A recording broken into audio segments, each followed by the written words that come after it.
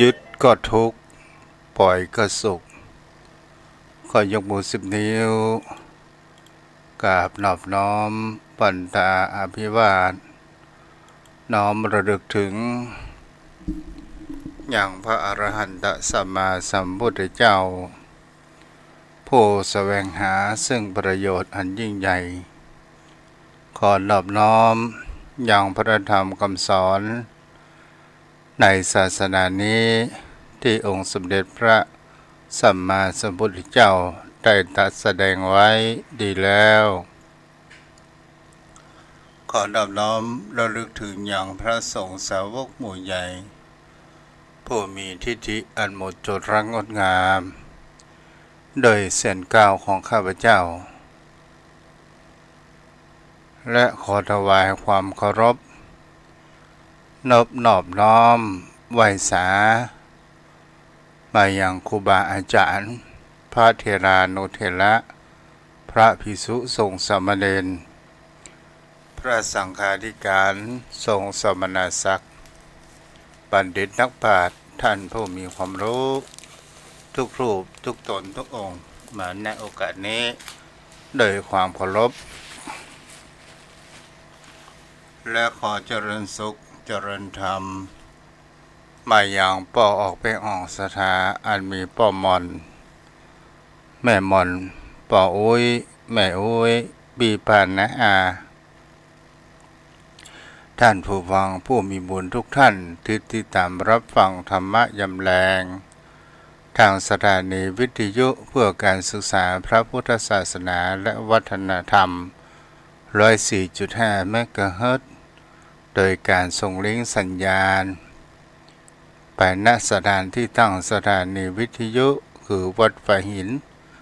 ตำบลสุเทพอำเภอเมืองจังหวัดเชียงใหม่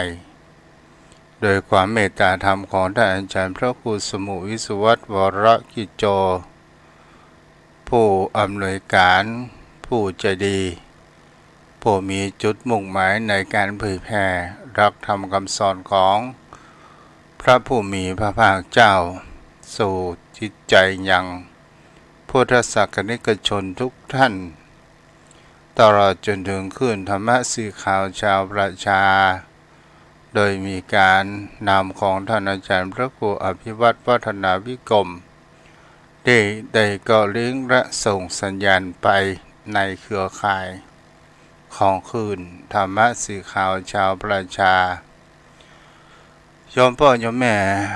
วันนี้เป็นวันศุกร์ที่26 เดือนธันวาคมเป็นเดือนที่จะไปอยากจะจากไปเป็นสิ่งที่คนเท่านั้นบ่สามารถที่จะห้ามวันและเวลานั้นผ่านไปได้เป็นสิ่งที่บุคคลเท่านั้นจงทำปัจจุบันให้จิตใจของเรานั้นอยู่ในปัจจุบันก็หมายถึงเขาว่าเราไปต้องไปอะไรหาเศร้าเสียใจในเรื่องในอดีตจะไปหวั่นวิตกในสิ่งที่ยังมาบ่ถึงเรียกว่าอนาคตจงทำวันนี้ให้ดีที่สุดการทำให้จิตใจปัจจุบันให้ดีที่สุดนั้นก็คือในการที่เราคิดดีอู้ดีนั้นก็คือการสำรวมกายวาจาใจของเรานั้นให้อย่างมีสติเกิดขึ้นจะทำอะไรอย่างก็ตามสิ่งที่ประการแรกนั้นก็คือแห่งคำว่าสติในวิถีชีวิตของคนเรานี้ยอมพ่อยอมแม่เป็นสิ่งที่คนเราจะหันได้ว่าสตินี่อุปมาเหมือนหนังปีเลี้ยงที่คอยป้องกัน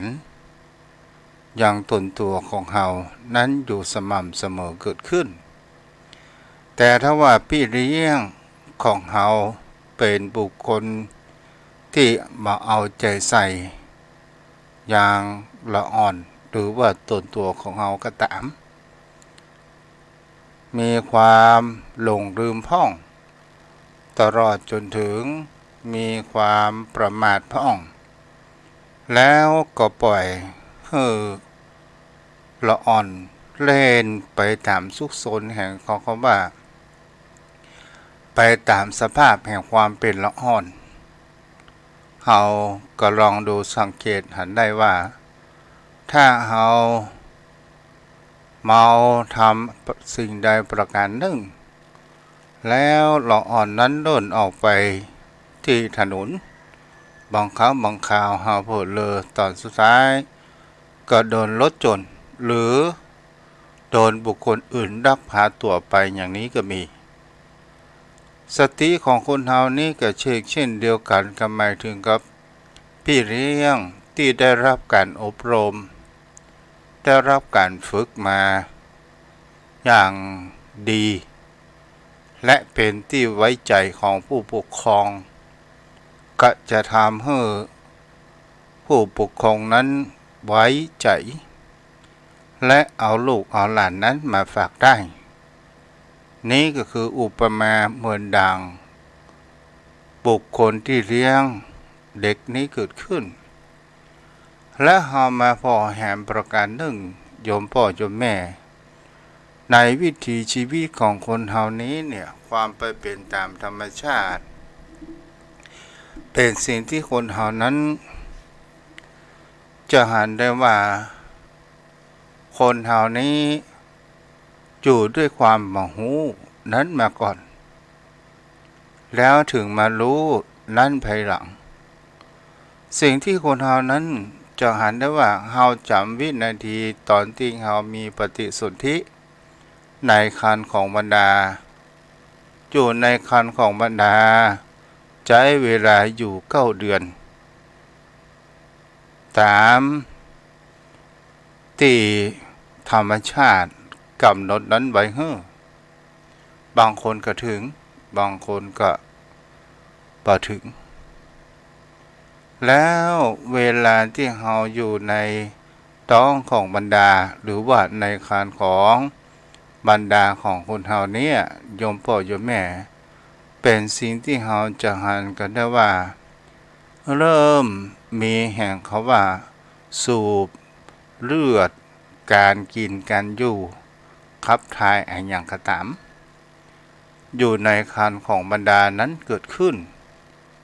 และก็มีสิ่งที่มีความป้องกันตัวนั้นก็คือที่มันเป็นเพราะว่าขี้ผึ้งเนาะตามธรรมชาติแห่งความเป็นสัตว์เลี้ยงลูกด้วยนมโยมพ่อโยมแม่และทีนี้เราเกิดออกมาแล้วเราก็ยังจำความอย่างมาได้สักอย่างจะเป็นเวลาตกฝากก็ตามถ้าในยุคปัจจุบันคงจะมีการถ่ายวิดีโอและมีการจดบันทึกในการเกิดในครั้งโบราณนั้นมันมามีแล้วสิ่งที่เรามีการเรียนรู้เพิ่มขึ้นมานั้นก็พอประมาณสัก2 ขวบปลายเช่นเราจะฝึกฝึกจ๋าและเราก็ยังบ่สามารถที่จะจดจำคำของคนเรานั้นได้และเป็นสิ่งที่เรายังบ่มีความทรงจำเรียกว่าสัญญาเกิดขึ้นนั้นก็หมายถึงเขาว่ายังบ่มีขันธ์5ยังมีแต่รูปอยู่พอถึงประมาณสัก3 ขวบเราก็เริ่มจำความได้ว่าพ่อแม่นั้นอันหยังและกรรมใดเป็นกรรมที่ถูกต้องกรรมใดที่เป็นกรรมที่บ่มีมารยาทกรรมใดเป็นกรรมที่มีมารยาทพ่อแม่ก็เริ่มสอนแท้ที่จริงแล้ว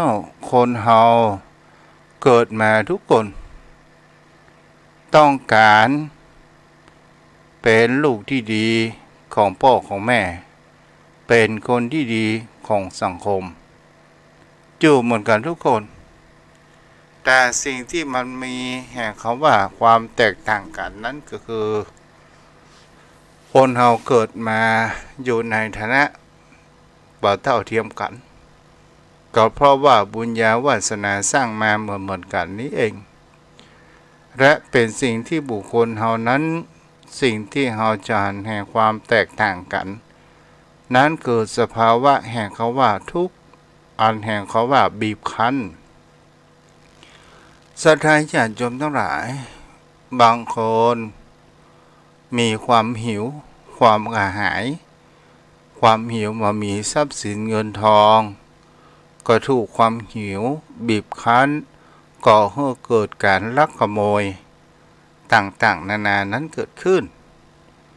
ตลอดจนถึงบางสิ่งบางอย่างสภาวะแห่งความบีบคั้นก่อให้เกิดแห่งความโกรธหักห้ามอารมณ์นั้นไปอยู่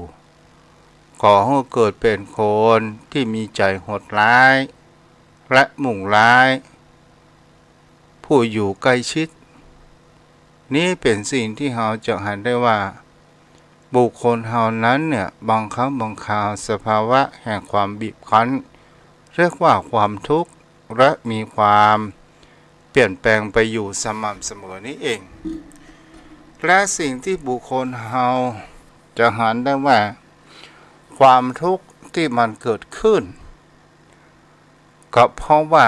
การที่เฮาบ่ได้ศึกษาแห่งความจริงของชีวิตของโลกธรรมชาติใบนี้บ่ได้ศึกษาหลักธรรมคำสอนของพระพุทธองค์ที่ตรัสไว้เกี่ยวกับเรื่องพระไตรลักษณ์นั้นเกิดขึ้นแล้วเฮาเข้าไปหลงไปยึดมั่นถือมั่นว่านั้นเป็นของเฮานี้เองโยมพ่อโยมแม่เฮาจะหันวิถีชีวิตของคนเฮาเนี่ยแบกสัมภาระอยู่ในจิตในใจในสิ่งที่คนเฮานั้นมาหันแบกความเป็นพ่อเป็นแม่แบกแห่งความว่าเป็นลูกเฮาก็พอมาแบกความแห่งภาระแห่งเขาว่าพ่อแม่ก่อนพ่อแม่นั้นเมื่ออยู่ด้วยกันตอนอยู่คนเดียวนั้นก็เอาแต่ใจถ้ามาอยู่ในครอบครัวแล้วจะเอาแต่ใจนั้นก็บ่ได้เริ่มมีภาระและหน้าที่นั้นเกิดขึ้นนั้นก็คือหมายถึงการเลี้ยงดูปูเสือบุคคลที่สองที่เข้ามาในชีวิตตลอดจนถึงถ้ามีลูกแล้วก็จะต้องคอยดูแลหาสิ่งดีๆนั้นให้ลูกกินหานมดีๆให้ลูกดื่มแล้วเป็นสิ่งที่เขาจารแล้วว่าพ่อแม่บางคนนั้นหาเงินหาทองแทบจะพอทันในการเลี้ยงดูลูก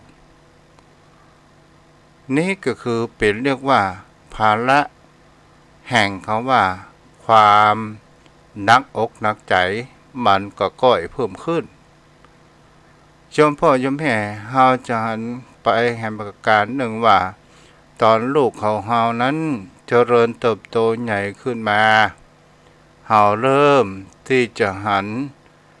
เขาว่าลูกเป็นวัยรุ่นนี้เฮาจะอู้ในการที่ว่าอบรมเขาเฮาจะอู้เสียงดังสอนแบบคนบ่เก่าเขาก็ว่าเฮานั้นบ่ฮักถ้าเฮาอู้เบาเขาก็บอกว่าเฮานี่เอาอกเอาใจเกินไปแต่เฮาจะสอนด้วยต้องแห่งความเหตุผลเป็นสิ่งที่คนเฮานั้นสามารถชี้ทางให้ว่าอันใดเป็นประโยชน์และไม่เป็นประโยชน์นี่ก็คือภาระแห่งการกินการอยู่แหมสร้างบ้านสร้างจองอยู่มากมายเกิดขึ้นมีครูบาอาจารย์ได้อุปมาว่ามันเหมือนกับดั่งคนที่มีของพาแบกของนักเทินไว้อยู่บนบ่าแล้วใจย่างก้าวไปแต่ละก้าว ก็คงจะไปถึง59เพราะว่ามันหนักมากขึ้นไปแล้วก็ล้มลงแต่ถ้าว่าเฮาวางล่ะมันก็เบาเฮาสามารถที่เฮาจะเดินไปกี่ก้าวก็ได้อันนี้เป็นสิ่งที่เฮานั้นก็ลองมาได้ศึกษาและมาพ่อเนาะจอมพ่อจอมแม่นี่ก็คือความเป็นจริงของธรรมชาติตถาคตมันก็เป็นเช่นนั้นเองอะไรอย่างจะเกิดขึ้นในชีวิตเฮาบ่สามารถที่จะหูได้แต่สิ่งที่เฮาหูได้ก็คือปัจจุบันฉะนั้นเฮาจงทำปัจจุบันให้มีสติอยู่ตลอดเวลาเมื่อสติอยู่ตลอดเวลาเฮาจะให้มันมั่นคงเฮาก็จะต้องเจริญสมาธิภาวนาหรือเฮาฝึกในการที่เฮานั้นมีสติว่าลองจดจำว่าอันนี้ทำสิ่งนี้โดยการทำให้มีสมาธิในสิ่งที่เฮานั้นรักชอบที่บ่ผิดกฎหมายอย่างเช่นเฮาฮักในการปลูกผักสวนครัวเฮาได้รดน้ำรดหนองจิตของเฮาก็เป็นสมาธิเกิดขึ้นหรือเฮารักความสะอาดเพี้ยวปัดกวาดโดยจิตอันเป็นแห่งคำว่าศรัทธาความชื่นชอบโดยมีสติคอยกำกับดูแลอันนี้ก็เป็นตัวสมาธิเช่นเดียวกันแล้วเฮาจะรู้ทันแห่งคำว่าสิ่งที่มันเกิดขึ้นจะเกิดขึ้นเฮาก็รู้ทันว่าควรจะทำอย่างใดแต่ถ้าว่าคนเฮานั้นยังมีแห่งคำว่าตัวกูของกูหรือว่าอีโก้บ่ได้คิดถึงว่าผลที่มันจะติดตามมานั้นมันจะร้ายรุนแรงมากน้อยขนาดไหนแล้วเฮาก็เงียบไปตามอารมณ์ของเฮาเช่นบุบหูดีตาภรรยาจอมพ่อจอมแม่หรือด่าทอคนรอบข้างด่ากันนักกันแหนด่าหยาบด่าคายผลที่สุดใครก็บ่สามารถที่จะอยู่ตัวได้นี่ก็คือหมายถึงแห่งคำว่าการขาดสติแล้วบางครั้งบางคราวสิ่งที่เราทำครั้งแรกบ่เป็นอย่างครั้งที่สองครั้งที่สามเริ่มเป็นนิสัยและอุปนิสัยไปโดยอัตโนมัติอย่างนี้เกิดขึ้นเอาละโยมพ่อโยมแม่เข้าสู่เวลาของธรรมะยามแลงวันนี้มาเจ้าหน่อยหนึ่งเพราะว่าพระนักจัดรายการก็คงจะมีภารกิจกิจนิมนต์ต่างๆก็เลยตนตัวอาตมาภาพได้อยู่กับโยมพ่อโยมแม่เป็นกู้เป็นกีมผู้พาสลายกันช่วงนี้ใกล้ถึงแห่งเทศกาลปีใหม่สากลของคนเฮาหมดเดือนธันวาก็ถือว่าเข้าสู่ปีพุทธศักราชใหม่เริ่มต้นแห่งใหม่นับหนึ่งแห่งใหม่และก็ต้องมีการที่สิ้นสุดเช่นเดียวกันกับวิถีชีวิตของคนเฮาในแต่ละวันนั้นเฮาทำสิ่งอย่างดีๆไว้กับจิตกับใจของเฮานั้นพ้องวันนี้เฮาได้อู้ดีกับบุคคลอื่นกี่คำเฮาได้สร้างสิ่งดีๆโดยการยื่นแบ่งปันให้กับบุคคลอื่นด้วยความเต็มใจสักกี่หนและเฮาได้ไหว้พระก่อนนอนสักกี่ครั้ง ก็ถือว่าถ้าเราทำสิ่งดีๆนั้นก็จะทำให้จิตใจของเรานั้นเกิดแห่งความสงบเกิดขึ้นจิตใจแห่งความสงบนี้เป็นสิ่งที่คนเรานั้นมีความต้องการมากความสงบนำมาซึ่งแห่งความสบายความสบายนำมาแห่งคำว่าบุญกุศลศรัทธาญาติโยมทั้งหลายโยมพ่อโยมแม่ท่านผู้ฟังช่วงนี้แต่ละวัดแต่ละวาก็มีการจัดสวดมนต์ข้ามปีเพื่อความเป็นสิริมงคลเสริมส่งบุญญาบารมีในวิถีชีวิตของคนเฮาและเป็นการป้องกันบ่ให้เฮาไปการสังสรรค์มากและก่อให้เกิดแห่งการสูญเสียทรัพย์เสียเงินทองเสียชีวิตต่างๆนานาถ้าเฮามาวัดมาวามาสวดมนต์บุญก็ได้ไส้ก็เต็มเนาะก็หมายถึงคำว่าแต่ละวัดแต่ละวาก็จะต้องมีการดังไฟจีเข้าหลามอู้จากันพาสลายกันเหมือนมาปะกันเพราะว่าส่วนใหญ่ก็มีไปทำการทำงานและมาปะกันในวันสิ้นปีก็ถือว่าเป็นสิ่งที่จะหันได้ว่าครั้งก่อนๆนั้นมันมามีแต่เป็นสิ่งที่พระสงฆ์องค์พระเจ้าก็เอาใจใส่อย่างพุทธศาสนิกชนทั้งหลายก็คือแบ่งเบาภาระอย่างเจ้าหน้าที่ได้เป็นส่วนมากเนาะโยมพ่อโยมแม่ท่านผู้ฟังเปิดห้องมาบังเอิญเหมือนขโยมว่าลงตุ๊กินข้าวหลามก็โอ้หลวงตุ๊ฟังประโยชน์สุดท้ายตุ๊ไปกินเนี่ยไปกินแล้วก็ตุ๊มีแล้วดู โยมพ่อโยมแม่ท่านผู้ฟังวันนี้ก็ขออนุโมทนากับแม่วารีเกษมพันธ์ด้วยที่ได้มาทำบุญถวายพระทหารจังหันเจ้าแต่พระภิกษุสงฆ์สามเณรตลอดจนถึงสร้างบุญกุศลในการซื้อผ้าพวกน้องว่าหมวกอุ่นผ้าตุ้มกันหนาวตลอดจนถึงได้สร้างบุญญาบารมีถวายจตุปัจจัยจำนวน200บุญญาบารมีก็ขออนุโมทนาบุญตัวขอให้มีสุขภาพร่างกายแข็งแรงปราศจากโรคภัยมีอายุกรรมจุรพุทธศาสนาเสี่ยงจิรการเด้อโยมพ่อโยมแม่วันนี้เรามีเวลามากมายแต่สิ่งที่เราจะอู้กันก็คือสาระในพระไตรปิฎกเมื่อตะวันนี้เราได้อู้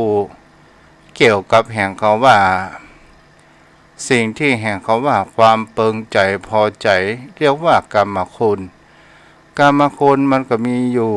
2ประการโดยกันนั้นก็คือวัตถุกรรมและกิเลสกรรมศรัทธาญาติโยมทั้งหลายตามกิเลสกรรมก็ตามถ้าหาไปเขายึดมั่นถือมั่นเกิดขึ้นไปแล้วตามที่คนเฮานั้นลองนึกดูว่าถ้าเฮายึดสิ่งใดสิ่งหนึ่งจะเป็นบุคคลก็ตามจะเป็นสิ่งที่เป็นนามธรรมเป็นความคิดก็ตามมีความอาฆาตพยาบาทความอิจฉาริษยาต่างๆนานาว่าเขาด่ากูเขากระทำกูทันบ่ให้อภัยโยมพ่อโยมแม่เกิดวันใดวันหนึ่งสิ่งเหล่านี้เนี่ยเปิดห้องว่าจะเป็นวัตถุสิ่งของก็ตามหรือบุคคลก็ตามถ้ามันพลาดพลาดจากเราไปแล้วถ้าบุคคลเราไปยึดมั่นถือมั่นแล้วยอมรับความจริงความเป็นธรรมชาตินั้นบ่ได้อย่างเช่นทายาทของเราสูญเสียชีวิตของคนเราไปโดยการที่เราบ่ได้ตั้งรับ บางครั้งบางคราวเฮาบ่อยากจะฮื้อพ่อฮื้อแม่ฮื้อทายาทของเฮานั้นจากเฮาไปและเฮาบ่ยอมรับแห่งความเป็นจริงของธรรมชาติเมื่อเฮาได้สูญเสียไปและเฮาทำใจบ่ได้มันก็เกิดแห่งความทุกข์หรือสิ่งของที่เฮามั่นหมายไว้บ่ได้เหมือนดั่งใจมีร้านก็ถูกปิดกิจการลงตัวเพราะว่าเศรษฐกิจบ่ดีและเฮาทำใจบ่ได้เมื่อก่อนนั้นเฮาทำมาค้าขายก๋วยเตี๋ยวได้วันเป็น100 ชาม100 ถ้วยได้เงินเป็นวัน10-5 ปันแล้วต่อมาคนมากินเริ่มน้อยลงแล้วเฮาเกิดแห่งความยึดมั่นว่ามันอย่างมาเหมือนเมื่อแต่ก่อนถ้าเฮายึดมั่นสิ่งเหล่านี้เกิดขึ้นและเฮาทำใจบ่ได้มันก็มีความทุกข์ความบ่สบายใจนี้ก็คือเป็นสิ่งที่บุคคลที่ตามที่พระพุทธองค์นั้นได้ตรัสไว้แห่ง ที่ว่าโภคทรัพย์จะถูกโจรถูกพระราชารีดเอาไปไฟไหม้น้ำท่วมต่างๆนานาเกิดขึ้นและเราทำใจได้ยากเหมือนกับลูกศรเล็กลูกศรกระดูกลูกศรงาลูกศรเขา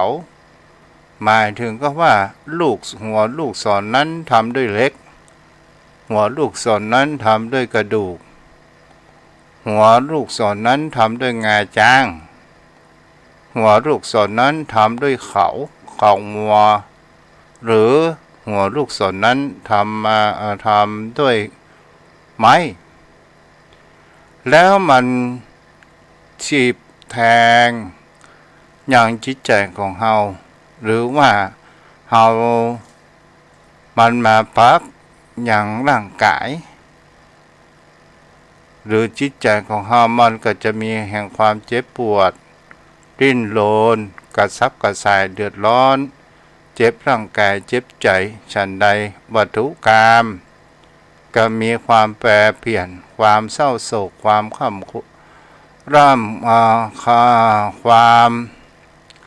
ข้ำควรความทุกข์กายทุกข์ใจความคับแค้นย่อมเกิดขึ้นฉะนั้นเหมือนกันสัตว์นั้นถูกลูกศรก็คือกาม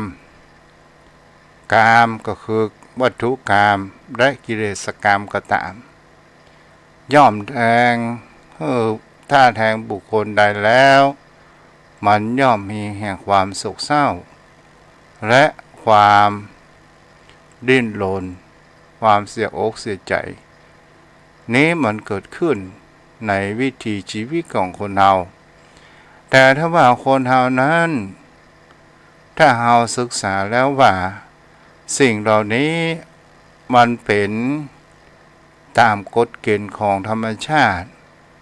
โลกแห่งคำว่าไตรลักษณ์อนิจจังทุกขังอนัตตาหรือบางสิ่งบางอย่าง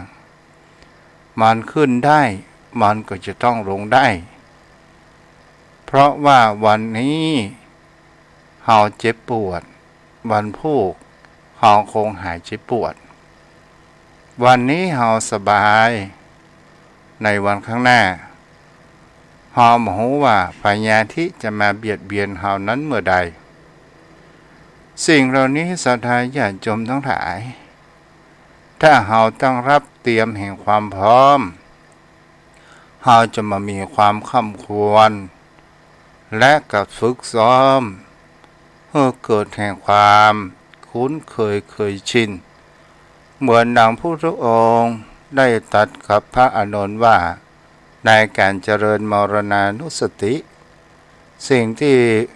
พระองค์ถามพระอานนท์ว่าเธอระลึกถึงความตายสักกี่ครั้งพระอานนท์ก็ว่าประมาณสัก3 ครั้งพระองค์นั้นก็บอกว่าน้อยไปแล้วถ้า พิจารณาทุกลมอนูหายใจของเฮานี้มันจะก่อให้เกิดแห่งความคุ้นเคยชินและบ่เกิดแห่งความกลัวเกิดขึ้นโยมพ่อโยมแม่ตัวลูกตู้นั้นเวลาทำสมาธิก็ได้พิจารณาว่าเราต้องตายแน่วันนี้เป็นวันของเขาเป็นวันของเปิ้นวันหน้าเราก็จะต้องเป็นวันของเราแน่ๆเพราะว่ามันมีภัยเป็นอมตะในชีวิตนี้เกิดขึ้นแม้แต่ดังพระพุทธองค์พระตถาคตองค์ศาสดาของเรายังถึงแห่งเขาว่าปรินิพพานเกิดขึ้นแต่สิ่งเหล่านี้สิ่งที่คนเรานั้นจะมีการแห่งความแก้ไข มันก็มีวิธีที่พระพุทธองค์นั้นได้ตรัสไว้ว่าผู้ใดละกามได้เหมือนคนเดินเลี่ยงหัวงูผู้นั้นมีสติร่วงพ้นตัณหาที่ชื่อว่าวิปัสสติกานี้ในโลกในการละกามหรือว่าความพอใจทั้งวัตถุกรรมและกิเลสกรรมก็ตาม มันก็มีอยู่สองประการผู้ใดละกามก็ได้แก่ผู้ขนขวายอย่างใดผู้ตั้งใจอย่างใดผู้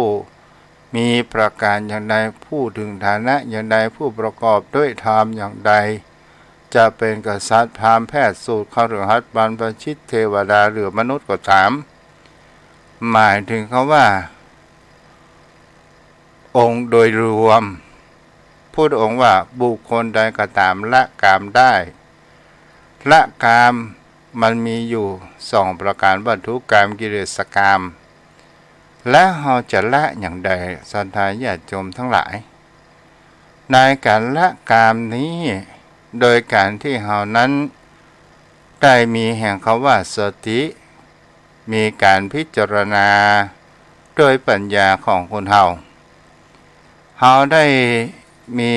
แห่งเขาว่าพิจารณาเห็นว่ากรรมทั้งหลายเปรียบเหมือนกับ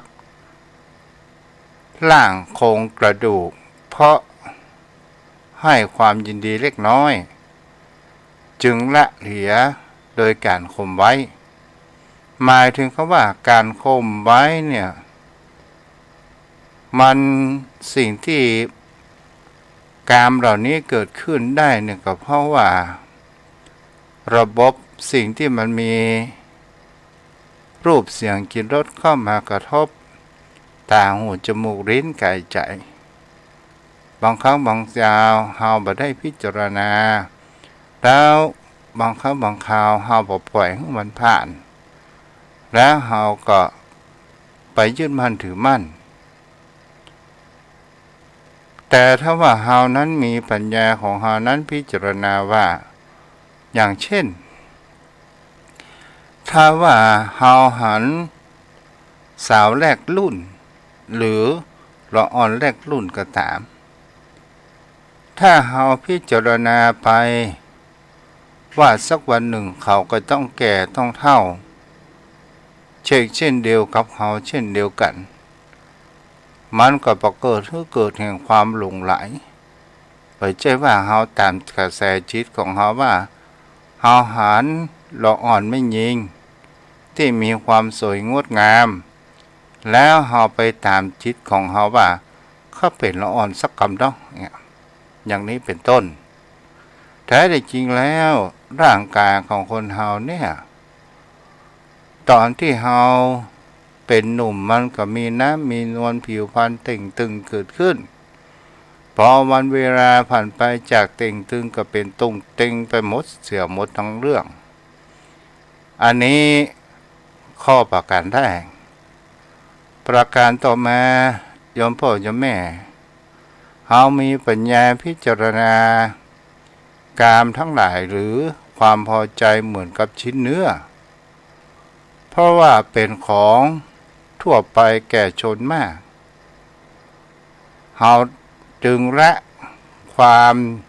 อยากได้ชิ้นเนื้อนั้นด้วยความข่มจิตข่มใจเกิดขึ้นต่อมาเฮาพิจารณาแห่งคำว่ากามทั้งหลายเหมือนกับหญ้าคบเพลิงหญ้าเพราะมันไม่ลุกลามเมื่อประการเช่นนี้เฮาก็ละกามได้โดยการข่มไว้คำว่าไฟไหม้เนี่ยโยมพ่อโยมแม่คบเพลิงเฮาจะเห็นได้ว่าจุดแล้วมันไหม้อย่างรวดเร็วและมันก็จะทำให้จิตใจของเฮานั้นเร่าร้อนเฮาพิจารณาอย่างนี้แล้วเฮาก็ข่มจิตข่มใจนี้ก็คือการละแห่งกรรมคุณบ่ให้มันเกิดไปเสียต่อมาเปรียบเหมือนดังรูมท่านเพิงเพราะว่ามันฮ้อนนักขนาดถ้าเฮาไปเล่นกับไฟก็จะเล่นหัวของเฮาหรือบางครั้งบางคราวเฮาไปตกอยู่ในถุมรันท่านเพิงก็จะทำให้ชีวิตของคนเฮานั้นอาจจะได้รับอุบัติเหตุปางตายก็เช่นเดียวกันถ้าเฮาพิจารณาอย่างนี้แล้วเนี่ยเฮาก็ข่มจิตข่มใจของเฮาเสียว่ากามมันเหมือนดักกับหลุมถ่านเพลิงต่อไปให้พิจารณาเปรียบเสมือนดังความฝันเพราะว่าความฝันนั้นมันเกิดขึ้นในช่วงระยะเวลาอันสั้นกามในแห่งคำว่ากามคุณก็ตามหรือกิเลสกรรมก็ตามสิ่งที่มันเกิดขึ้นแบบเดียวมันก็เปลี่ยนแปลงและหายไปโดยตามสภาพเวลาอย่างใดโยมพ่อโยมแม่ ถ้าเฮาข่มคิดข่มใจเฮาพอความฝันเนี่ยเฮาฝันเป็นตุเป็นตะแนมใกล้รุ่งใกล้แจ้งและบางครั้งบางคราวเฮาตื่นขึ้นมาแล้วเฮาก็จำได้ระยะสั้นบางครั้งบางคราวสิ่งที่เฮาฝันนั้นเฮากำลังสนุกสนานเฮาตื่นขึ้นมาเสียดายความฝันไปเสียอย่างนี้เป็นต้นนี่ก็คือหมายถึงว่าความสุขทางด้านกามความพอใจจะเป็นวัตถุกรรมกิเลสกรรมก็ตามมันเกิดขึ้นแบบเดียวและมันก็หายไปเหมือนดังพยับแดดศรัทธาญาติโยมทั้งหลายเหมือนกับน้ำค้างที่อยู่บนยอดหญ้าในช่วงเช้าโดนแสงแห่งพระอาทิตย์ก็เหือดหายไปอันนี้ก็เป็นสิ่งเช่นเดียวกันโยมพ่อโยมแม่เฮาก็รู้สังเกตง่ายๆคนเฮานี้ชอบมีแห่งความหวังมากเสียใจมากบ่หวังเสียเลยก็มามีความเสียใจอย่างมากมายเพราะถือว่าเป็นธรรมดาไอ้อย่างก็เฮาอยู่ด้วยความหวังแต่เฮารู้ว่าความสมหวังมันเกิดขึ้นในอย่างเช่นโยมพ่อโยมแม่ที่หวังว่ากูอยากจะให้ลูกกูเป็นแพทย์แต่ลูกนั้นพอชอบในวิชาการแพทย์แต่ไปชอบทางด้านวิศวะหรือชอบเป็นครูเฮาหวังจะให้ลูกเฮาเป็นแพทย์และบ่สมดังหวังและเฮาผิดหวังกรรมนั้นเนี่ยเฮาจะยอมรับแห่งความเป็นจริงนั้นบ่ได้แท้ที่จริงมันเกิดขึ้นแวบเดียวและมันก็หายไปหวังง่ายๆเหมือนกับวันที่1ที่16ก็ตามเฮาหวังว่าเฮาจะถูกหวยโรยเบอร์เฮาก็รู้ว่า100%ให้เฮาที่จะถูกเนี่ยเปอร์เซ็นต์เดียวก็แทบจะบ่มีก็ว่าได้แต่เฮาก็ยัง ทำอยู่เพราะว่าเฮาหวังถ้าว่าเฮาเล่นไปตามกระแสห้ามจิตตามใจ10 20 30นี่ก็คงจะบ่เป็นอย่างแต่บางคนเคยได้และหวังต่อไปหวังมากแต่งมากตอนสุดท้ายผิดหวังตอนสุดท้ายเก่าหมดตึงเอาต่อมาสถานญาติโยมทั้งหลายการมาวัตถุก็ตามกิเลสกรรมก็ตามมันเกิดขึ้นแป๊บเดียวเหมือนดังเฮาไปยืมของบุคคลอื่นนั้นมาเมื่อเฮาทำสิ่งเหล่านั้นสำเร็จแล้วเฮาก็จะต้องคืนนี่ก็คือเป็นสิ่งที่เฮาจะเห็นว่ากามก็เช่นนี้เฮาก็จงข่มไว้ต่อมาก็เหมือนผลไม้ขาต้นเหมือนกับลำไยศรัทธาญาติโยมทั้งหลายเมื่อลูกมันรักมากเกินไปมันก็จะทำให้กิ่งมันบะการละกามได้ก็เป็นสิ่งที่เราจะเห็นได้ว่าก็คือการข่มจิตข่มใจว่ากามในความพอใจในความอยากได้สิ่งเหล่านั้นมาเป็นของตัวเองบางครั้งบางคราวเราไม่ได้พิจารณารู้สึกว่า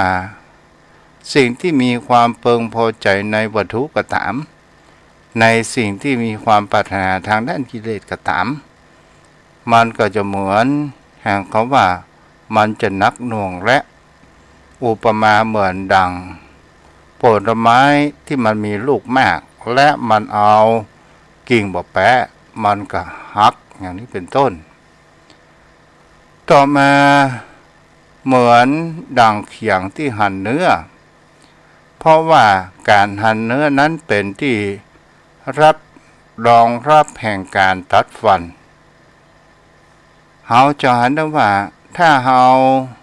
บ่ไปยุ่งในเรื่องของกามวัตถุก็ตามกิเลสกรรมก็ตามเฮาบ่ไปเฮาหันเปิ้นอู้กันอยู่เล่าขวัญนินทากันและเฮาเตวผ่านจิตของคนเรานี่มันชอบสงสัยเสียงเข้าหูมาแล้วฮะตะกี้มึงอู้เรื่องอย่างกันอย่างนี้เป็นต้นเมื่อเฮาเข้าไปแล้วเป็นบุคคลที่3นั่งสุมหัวนินทาคนอื่นแล้วทีนี้ข่าวไปถึงบุคคลที่ถูกนินทาบอกว่าใครใส่ร้ายป้ายสีว่าเฮาอย่างอั้นอย่างอี้เฮาจะไม่ปากแล้วเขาก็บอกว่ามีใน3นั้นมีชื่อเฮาอยู่ตัวตอนสุดท้ายก็ไปโรงพักโดนปรับฟรีๆเสียไปเองอย่างนี้เป็นต้นเนาะต่อมาก็เหมือนครับลาวหาบเข้ามันทิ่มแทงเฮาได้ทุกเปื้อต่อมาพิจารณาเหมือนหัวงูเพราะว่ามันมีภัยอันมีคำว่าพิษเป็นต้นเป็นเหตุการณ์เฉพาะหน้าเกิดขึ้นศรัทธาญาติโยมทั้งหลายเฮาพอพิษภัยอย่างกับเป็นข่าวเป็นข่าวเฮาอยากได้มีฐานะมีเงินมีทองมีบ้านใหญ่โตโหฬารมีรถเก่งหรูครับโดยการที่เฮานั้นไปบีบบังคับเปิ้นเอาเงินเอาทองมาให้ตอนสุดท้ายก็เป็นคดีความและก็บอกให้ทางตำรวจว่าเปิ้นให้ด้วยเสน่หาและทางเจ้าของเงินก็บอกว่าไม่ได้ให้เสน่หาตอนสุดท้ายก็ต้องติดคุกติดตารางแล้วไหนเล่าสิ่งที่แห่งเขาว่าความสวยหรูและความงดงามความอลังการในของวิถีชีวิตนั่นก็คือเขาว่าหัวงูเพราะว่าตอนสุดท้ายมันก็พ่นพิษให้เฮานั้นภายหลังเกิดขึ้น ต่อมาเหมือนดังกองไฟสถานญาติโยมทั้งหลายถ้าเราไปเล่นกับสิ่งที่เป็นวัตถุกรรมกิเลสกรรมก็ตามมันสามารถเหมือนกับไฟที่เผาทุกสิ่งทุกอย่างใบวอดไปเสียทั้งหมดถึงจะเป็นบ้านหลังใหญ่โตก็ตามถึงจะเป็นตึกใหญ่โตก็ตามแต่สุดท้ายโดนไฟเผาใบวอดไฟนั้นทำลายทุกสิ่งทุกอย่างเกิดขึ้นได้อันนี้ก็คือเป็นสิ่งที่คนเรานั้นสามารถที่จะทำให้ข่มจิตข่มใจเกิดขึ้นได้ต่อมาเราจะละกรรมโดยรักธรรมที่องค์สมเด็จพระสัมมาสัมพุทธเจ้าได้ตรัสแสดงไว้ว่าถ้าเราทำสิ่งเหล่านี้เราสามารถที่จะทำให้ข่มจิตข่มใจของเรานั้นละกามทั้งสองนั้นได้1เจริญพุทธานุสติ2เจริญธรรมานุสติ3เจริญสังฆานุสติ4เจริญศีลานุสติ5เจริญจาคานุสติ6เจริญเทวตานุสติ7เจริญอานาปานสติ8เจริญมรณานุสติ9เจริญกายคตาสติและ10ก็คืออุปสมานุสตินี่ถ้าเราเจริญธรรมะของพระพุทธเจ้าทั้ง10ประการนี้ได้หรือว่าข้อใดข้อหนึ่งก็ตามก็ถือว่าเราทำความข่มคิดข่มใจของคนเท่านั้นได้มันก็เป็นเช่นนั้นเองเพื่อที่จะได้สนทนาธรรมให้มันมีความแตกฉานเกิดขึ้นก็จะได้อู้กับปนานสายยัน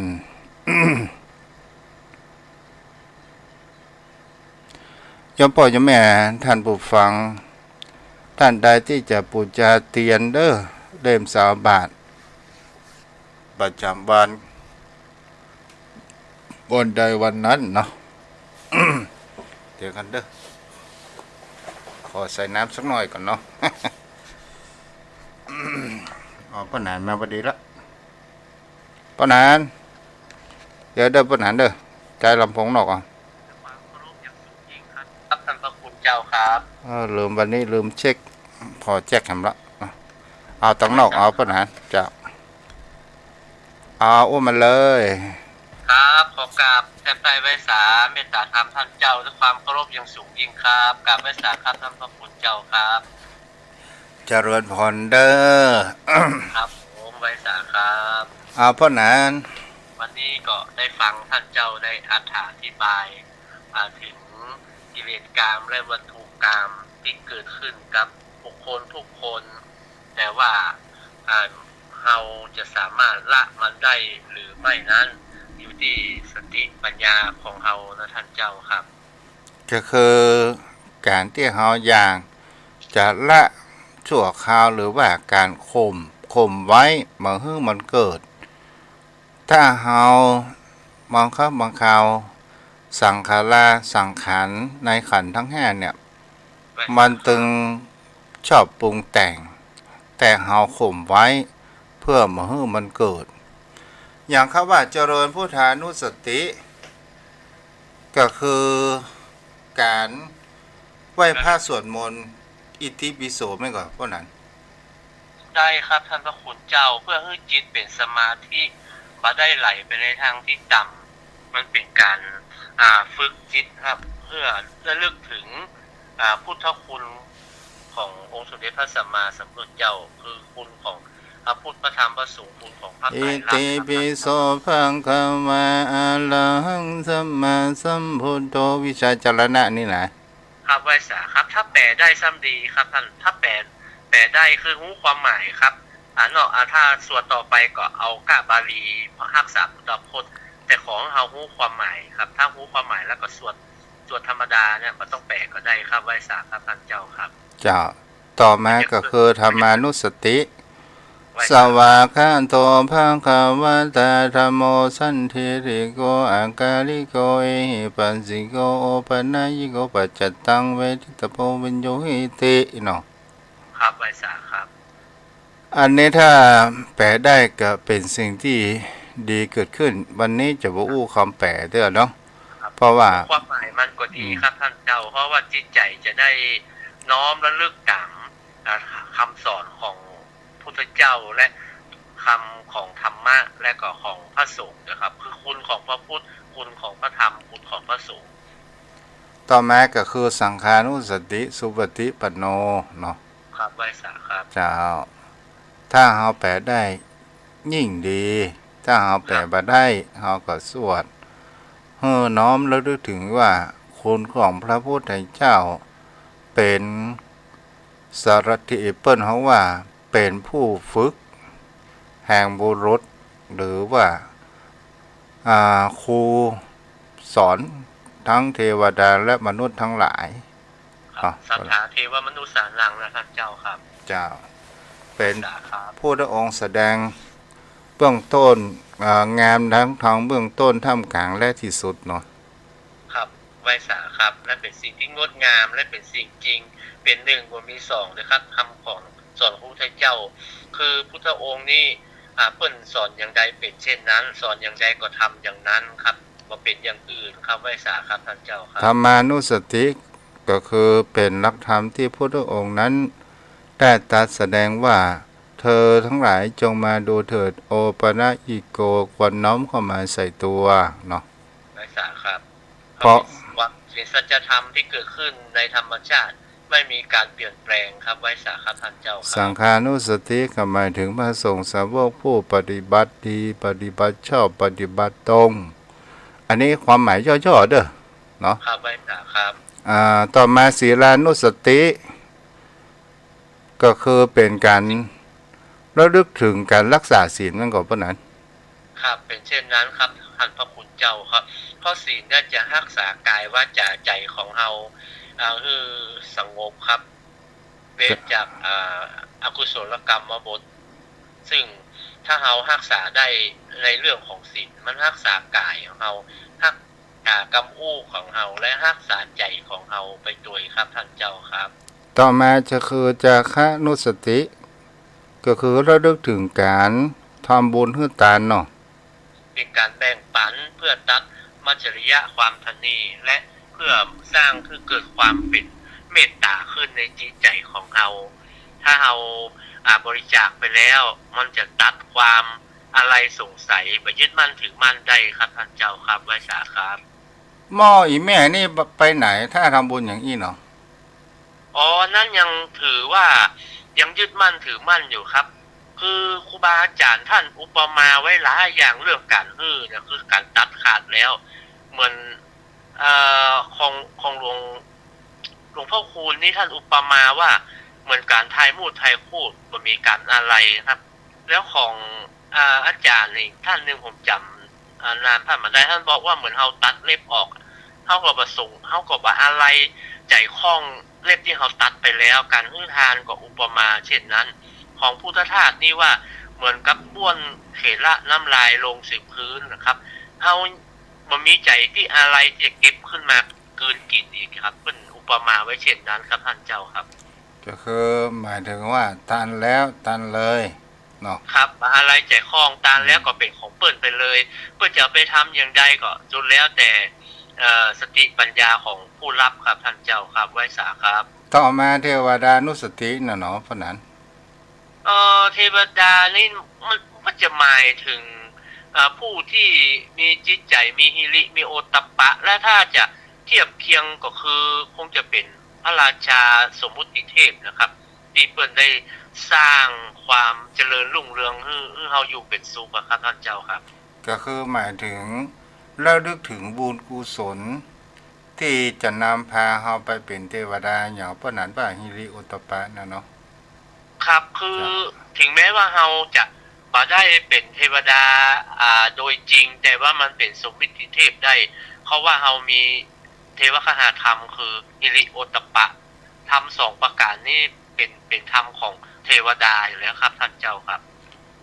และก็มีแห่งเขาว่าเจริญอานาปานสติก็หมายถึงดูลมหายใจของเราเข้าออกเนาะครับทำให้ใจเป็นสมาธิทำให้ใจบ่ฟุ้งซ่านบ่กังวลครับ ถ้าเรามีการเจริญอยู่เนืองนิดมันจะเป็นอุปนิสัยของเราครับท่านเจ้าไว้สาครับแล้วเจริญมรณานุสตินึกถึงความตายคือความตายนี่มันครูบาอาจารย์เพิ่นได้กล่าวไว้ว่ามันอยู่ใกล้ที่สุดอยู่ใกล้ตัวเฮามากที่สุดครับถ้าเฮาระลึกถึงมันอยู่เนืองนิดเฮาจะบ่สะดุ้งกลัวต่อความตายเหมือนกับเฮาหนีจ้างเข้าวังงาคือจ้างเนี่ยมันเป็นสัตว์ที่น่ากลัวแต่ถ้าเฮาหนีเข้าวังงามันก็บ่สามารถจะทำร้ายเฮาได้แต่ว่ามันมีความคุ้นเคยกับมันความตายที่ท่านเจ้าว่านะครับการเจริญมรณานุสติก็มันเป็นสัจธรรมว่าเฮาเกิดขึ้นมาแล้วตั้งอยู่แล้วก็ต้องดับไปเป็นธรรมดาเป็นธรรมชาติของมันทุกคนก็หนีไปบ่พ้นเฮาก็บ่สะดุ้งอกตกใจหยังเมื่อความตายมาถึงเราก็ถือว่ามันเป็นสัจธรรมของธรรมชาติครับท่านเจ้าครับเราต้องตายแน่ๆเราต้องตายอย่างแน่แท้ดีที่เราได้เกิดมาเป็นมนุษย์พบพระพุทธศาสนาอย่างเนาะครับทุกวันนี้มันก็เหมือนเฮาตายแบบผ่อนส่งคือมันร่างกายของเฮามันเปลี่ยนแปลงไปคือมันวัยะมันเสื่อมไปทุกอย่างทุกอันแต่มันไปทีละน้อยที่เฮามาหาบ่ได้ยังตั้งตัวอยู่ได้ก็เฮาลุกมาเมื่อเช้าเฮาลองสะปึกผ้าห่มเฮากะอันนั้นนั่นแหละคาบผิวกายของเฮาที่มันแตกดับไปเนาะเป็นเช่นนั้นครับท่านพระคุณเจ้าแม้แต่เฮาดำรงธาตุขันธ์อยู่ทุกวันนี่ครับท่านพระคุณเจ้าถ้าเฮาลองพิจารณาดูดีๆครับการเจ็บการปวดของสังขารก็คือการล่วงโรยของสังขารแม้แต่เป็นเขี้ยวเป็นฟันแล้วก็สังขารของเฮาเนี่ยบ่ตั้งอยู่ได้นานครับท่านเจ้ามันมีการแปรปรวนอยู่ตลอดเวลาครับอันนี้ก็คือตีลงไปถึงเจริญแห่งกายคตาสติเนาะครับผมไว้สาครับร่างกายของเฮานี่มันบ่เที่ยงแท้แน่นอนครับแล้วลึกถึงอยู่ประจำมันมีความเกิดความแก่ความเจ็บและผลที่สุดแล้วก็ต้องอันตรธานสิ้นไปครับท่านเจ้าครับอุปสัมมานุสติเนาะพวกนั้นอุปสัมมาการเข้ามั่นคือตั้งตนอยู่สติท่านพระพุทธเจ้ามีสติอยู่กับตัวกับตนตลอดเวลาบอกว่าจะอริยบททั้ง4ฮู้เท่าฮู้กับอริยบทต่างๆบอกว่าจะเดินยืนนั่งนอนก็คือมีสติอยู่ทุกครั้งท่านพระพุทธเจ้าก็ผมอธิบายเรื่องขอท่านเจ้าช่วยเสริมได้ใจความเลยนะครับจะอยู่ในประการเช่นนี้ แล้วการที่คนเฮานั้นถ้าเฮาข่มสิ่งเหล่านี้ที่มันจะเป็นภัยก่อให้เกิดในวิถีชีวิตของคนเฮาเนี่ยถ้าเฮาข่มได้เนี่ยภัยเหล่านี้จะปรากฏขึ้นเพราะว่าเฮาได้พิจารณาแล้วว่ากามวัตถุก็ตามกิเลสกรรมก็ตามเหมือนโครงกระดูกเพราะว่ามันมีความยินดีเพียงแค่เล็กน้อยไม่สาครับแล้วก็เหมือนกับชิ้นเนื้อที่เฮาจะเห็นได้ว่าผู้คนทั้งหลายชิ้นเนื้อเนี่ยมันเป็นของเพียงแค่คนของคนส่วนมากบางครั้งบางคราวเฮาก็ตันบางครั้งบางคราวเฮาก็บ่ตันมวนคบเพลิงหญ้ามันไหม้เว้ยลุกลามเว้ยหลุมท่านเพลิงก็หมายความว่าตกแล้วเนี่ยเฮาร้อนทั้งกายทั้งใจให้บัดนี้ก็ทำให้เฮาถึงกับชีวิตของคนเฮานั้นได้เลิกถึงเสมอว่ากิเลสกรรมวัตถุสกรรมหมุนดังความฝันเกิดขึ้นมาแบบคู่มันก็หายไปเหมือนดังของที่ยืมมามีความหมายที่คล้ายคลึงกับที่ได้อุมา ผลไม้เฮาโลภอะอย่างมากเหมือนกับกิ่งลำไยที่มันเอาลูกมันแบบแปรพอวันพูกว่าจะขายลมมาเอากิ่งมันหักเสียไว้สักครับต่อมาเหมือนดังจีน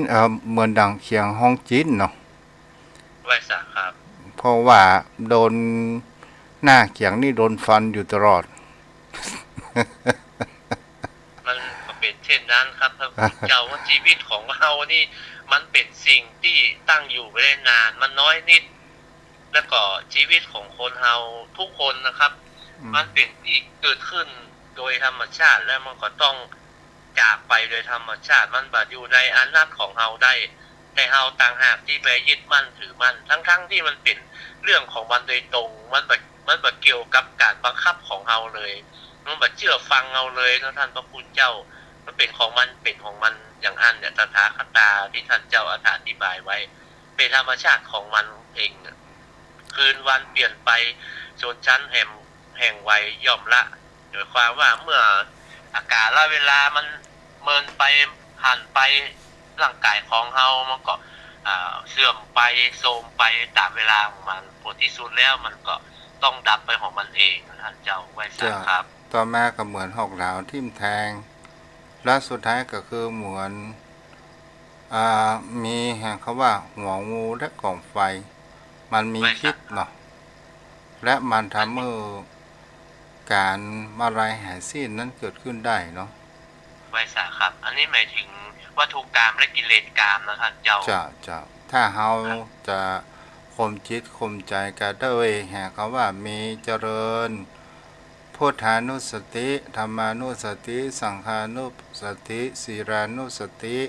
จาคานุสติเทวตานุสติอานาปนสติวรณานุสติกายคตาสติอุปสัมมานุสตินี้ก็คือเป็นแห่งเขาว่าสติหมายถึงเป็นตัวสิ่งที่มีกำกับหมายถึงแห่งเขาว่าระลึกถึงเราเพราะนั้นระลึกได้ระลึกถึงคือรู้เท่าทันเนาะท่านเจ้าครับเจ้ารู้เท่าทันในชีวิตและสิ่งที่มันเกิดขึ้นกับชีวิตของคนเราอันนี้ท่านเจ้าได้คือความหมายและก็อธิบายของวัตถุกรรมและกิเลสกรรมแต่ว่าชีวิตของเรามันก็คล้ายคลึงกันนะเหมือนก้อนเขละเหมือนหยาดน้ำค้างเหมือนพยักแดดเหมือนเนื้อย่างไฟเป็นเช่นนั้นเนาะท่านเจ้าครับเจ้าก็เหมือนดังชีวิตมันน้อยนิดเก้าของผมคิดว่าเป็นเช่นนั้นนะท่านเจ้ามันเป็นระยะเวลาที่มันแบบไปอยู่ตั้งอยู่ได้นานสักเท่าไหร่ครับมันซับเปลี่ยนไปซับเปลี่ยนไปโอ้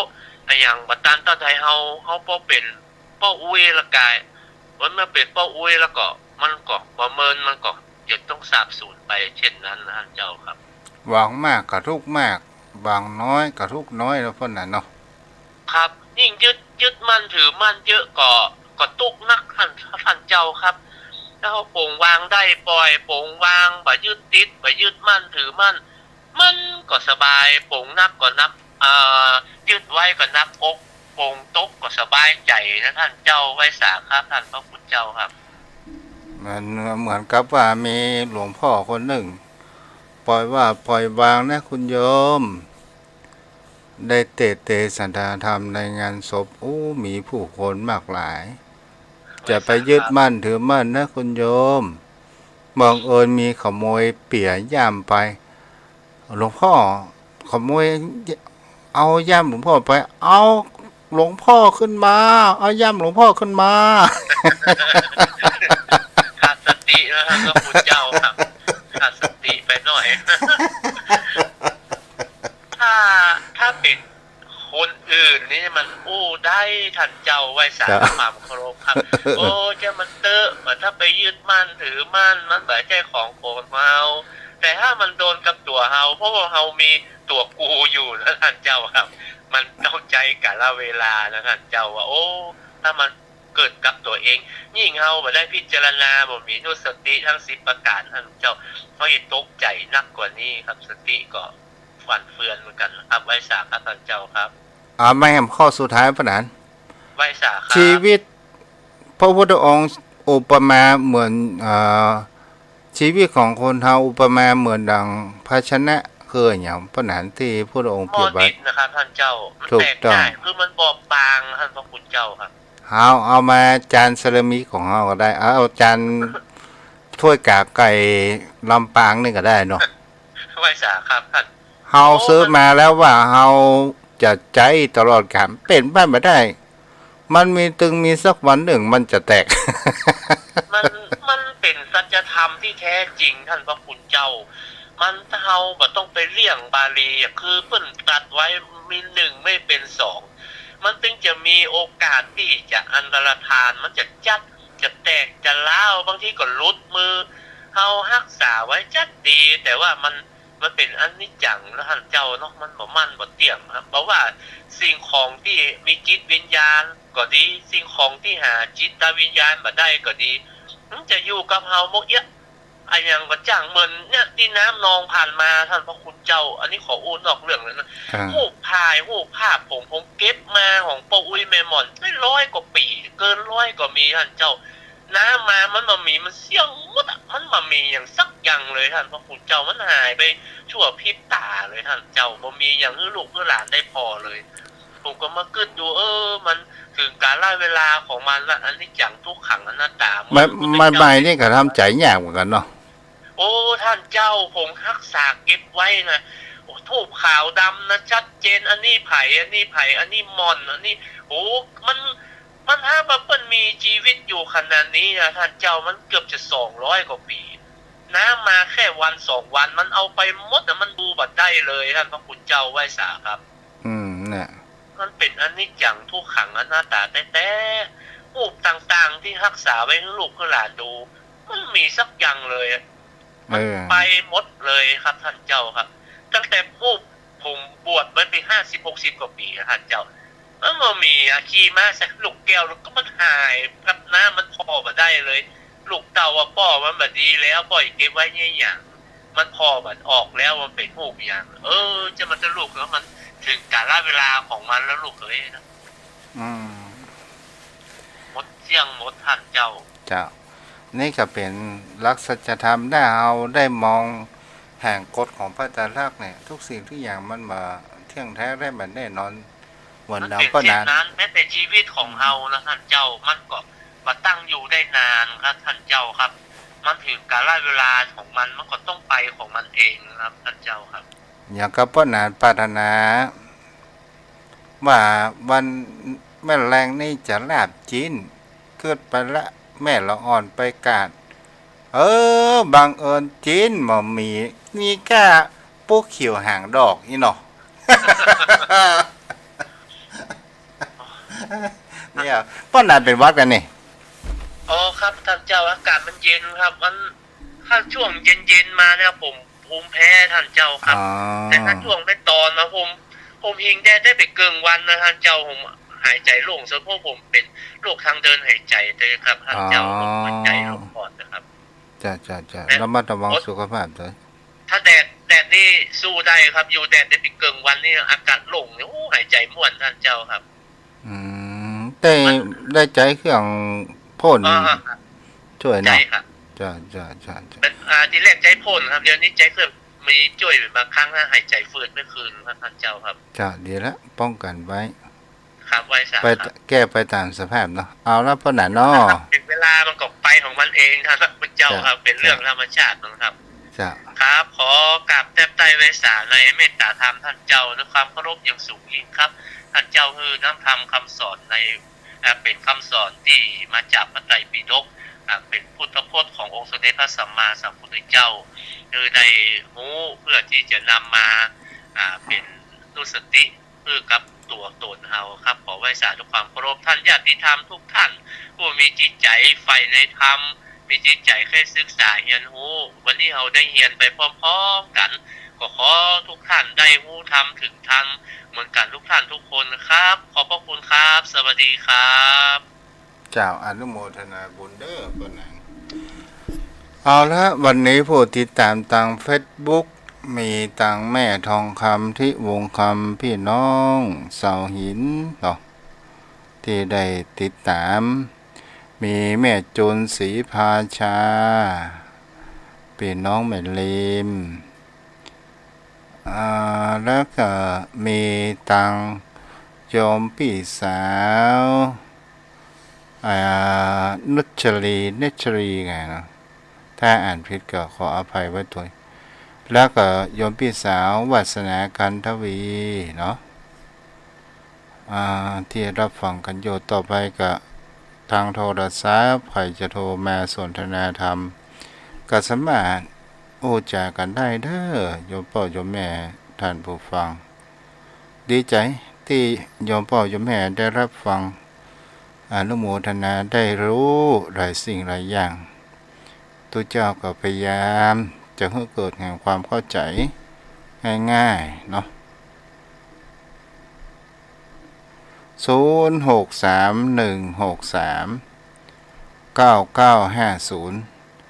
0631639950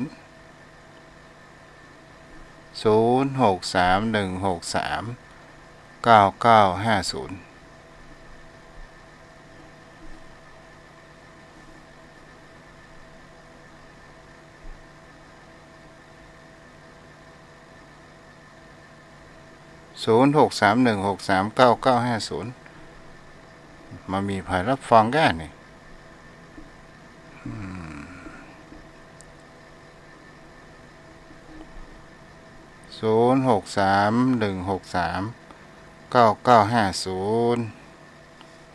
0631639950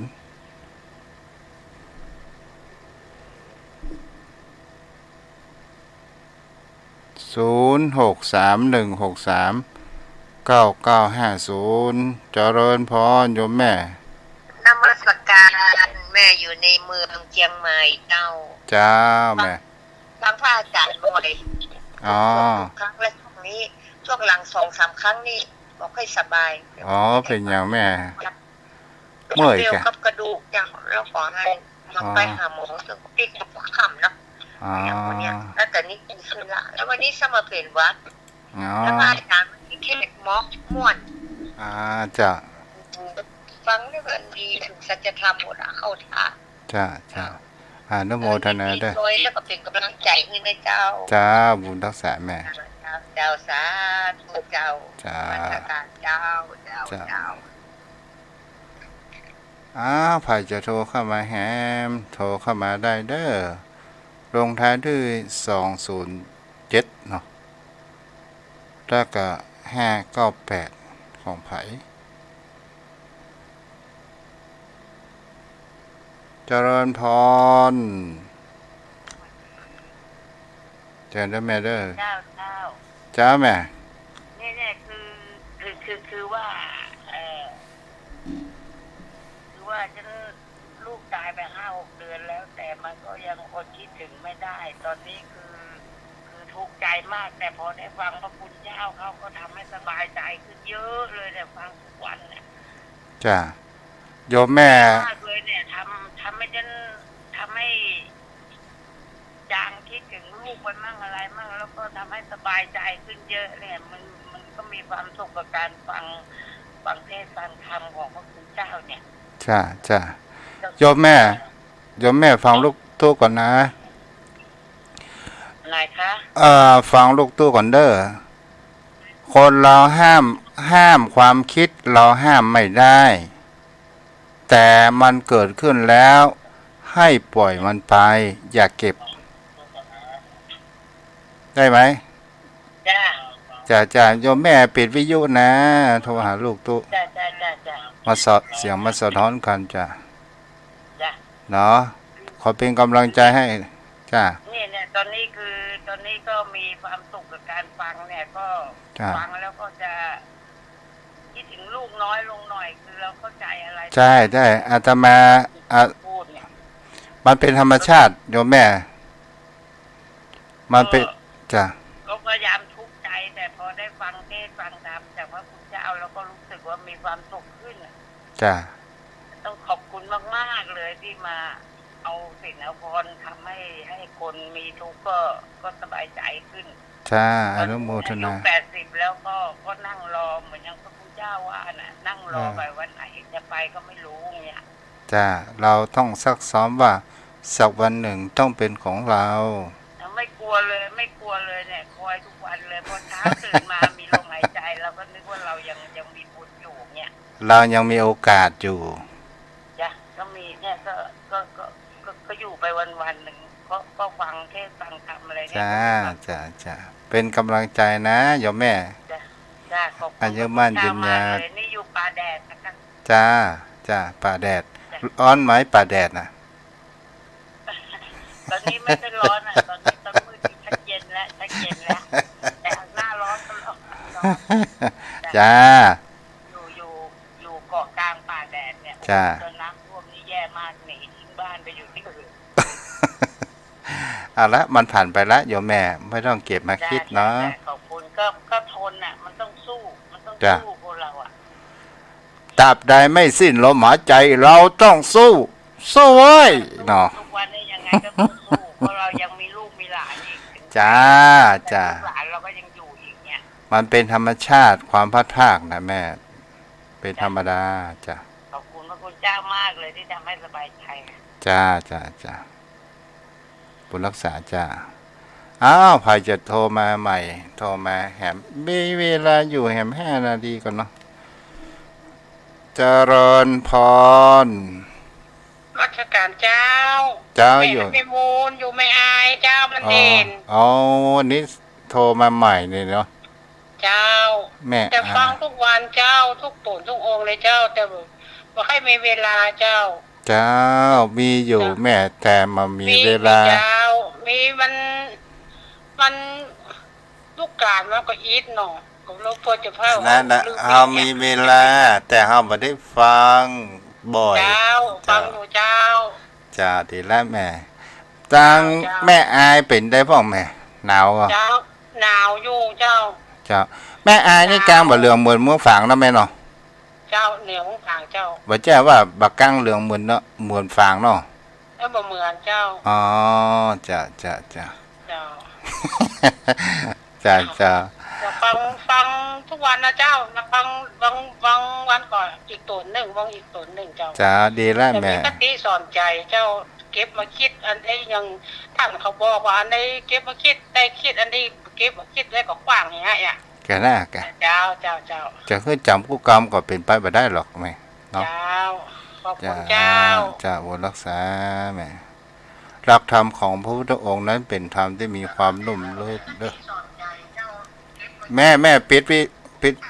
มือถือกันปะเอาแล้วใครจะโทรมาแหม0631639950หลักคำสอนของพุทธองค์นั้นเป็นหลักธรรมที่มีความนุ่มลึกเป็นหลักธรรมที่อิงกับธรรมชาติมากที่สุดเป็นสิ่งที่เราจะอ่านได้ว่าคำว่าธรรมชาติมันมีอยู่แล้วเกิดแก่เจ็บตายมันมีอยู่แล้วบนโลกใบนี้กิเลสตัณหาต่างๆนานามันมีอยู่แล้วตัณหาอุปาทานอวิชชามันมีอยู่แล้วแต่มันเป็นตัวต้นเหตุก่อให้เกิดแห่งความทุกข์กายทุกข์ใจพบแล้วพบเล่าเวียนว่ายตายเกิดโมกี่ภพกี่ชาติโยมพ่อโยมแม่ท่านผู้ฟังมันมีอยู่แล้วแต่พระพุทธองค์มาแก้ไขว่าสิ่งเหล่านี้เนี่ยมันแก้ไขปัญหาด้วยแห่งคำว่าอริยสัจสี่ทุกสิ่งทุกอย่างมันมีต้นเหตุมีสาเหตุมันทำให้เราทุกข์และทุกสิ่งทุกอย่างมันก็จะต้องมีทางออกนั่นคือนิโรธเป็นนั่นก็คือมรรคมีองค์8นิโรธก็คือแห่งความดับทุกข์เกิดขึ้นเรียกว่าอริยสัจสี่ในการเดินทางมีอยู่8เส้น ก็คือมักมีองค์8จอมพ่อจอมแม่สัมมาทิฏฐิเห็นความถูกต้องสัมมาทิฏฐิมีความดำริที่ถูกต้องเกิดขึ้นถ้าเราคิดถูกมันก็เหมือนกับการจุดกระดมเม็ดแรกนะเนาะถ้าเราอู้ถึงลงไปเจริญพร อันนี้ถือว่าต้องเทียทีเนี่ยพระเจ้า แม่ละแม่อู้ดังๆเด้อแม่ปีอยู่โตย เจ้า จะแม่อยู่ไหน แม่ฟังทุกวันแม่เราได้โทรมา จ้าแม่อยู่ไหน แม่สักเป็นครับ อ๋อสั่งกระแป้งหนาวกับแม่ หนาว โอ้หนาวอาบน้ำล่ะ แม่อาบก็แอบแม่อาบก่อนแม่อาบก็4 โมงแม่ก็อาบ อ๋อดีละกินข้าวและกะ เข้ามากินรับเจ้า อ๋อจ้าดีเนาะแม่รับฟังอนุโมทนาบุญตัวนี้แม่เด้อ เจ้าวันกระตักเจ้า จ้าเอาละเวลาหมดพอดีเนาะเอาไว้วันอาทิตย์หน้ามาปะกันใหม่เด้ออาทิตย์หน้าปีแน่เนาะ เอาหลวงพ่อหมดเวลาแล้วครับ